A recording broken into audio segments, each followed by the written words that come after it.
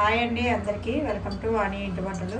ఈరోజు నేను కొరమేను ఎగురు చేయబోతున్నానండి. ఇవి తోక ముక్కలండి. వీటితో నేను ఎగురు చేయబోతున్నానండి. ముందుగా ఉల్లిపాయ వేపుకుంటున్నానండి. ఎగురికి నేను ఉప్పు, కారం, పసుపు, కొద్దిగా అల్లం వెల్లుల్లి పేస్ట్ వేసి పట్టించుకున్నానండి. దాన్ని ఒక 2 ఉల్లిపాయలు చిన్న చిన్న ముక్కలు కింద కట్ చేసుకుని వేపుకుంటున్నానండి.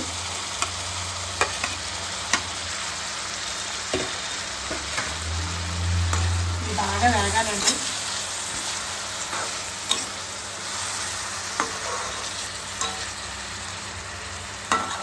ఉల్లిపాయ బాగా వేగాలండి, పచ్చివాసన పోయేంత వరకు వేగాలండి.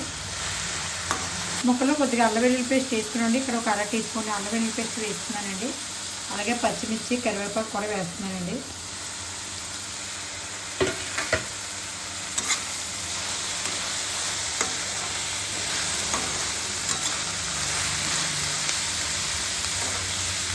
ఉల్లిపాయ అల్లం వెల్లుల్లి పేస్ట్ బాగా వేగిందండి. ఇప్పుడు మనం కొద్దిగా పసుపు వేసుకుంటున్నామండి. అలాగే అందులో 1 స్పూన్ కారం వేసుకున్నాండి. ఇక్కడ కొద్దిగా వేసుకుంటున్నానండి. కారం 1 స్పూన్ వేసుకుంటున్నానండి.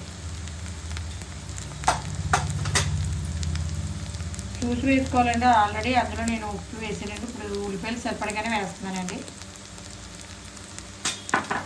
ఇది బాగా కలపాలండి, పచ్చివాసన పోయే వరకు.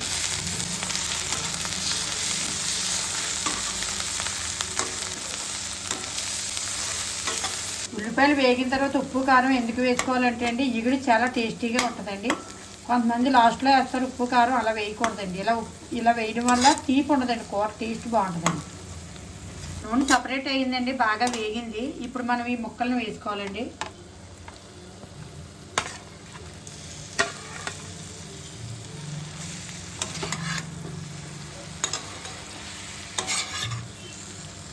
ఒక 5 నిమిషాలు మూత పెట్టుకుంటున్నానండి.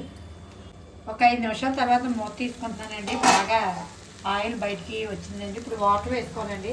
అలాగే కొత్తిమీర కూడా వేసుకోవాలండి. కడిగి పెట్టుకుని కొత్తిమీర చల్లుకుంటున్నానండి.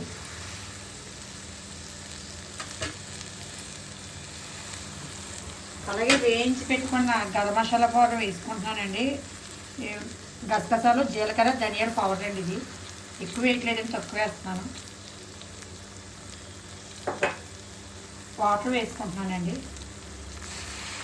ముక్కలు ములిగిదాకా వేసుకుని వేపితే సరిపోద్దండి, ఎక్కువ ఉడకక్కలేదండి చేప.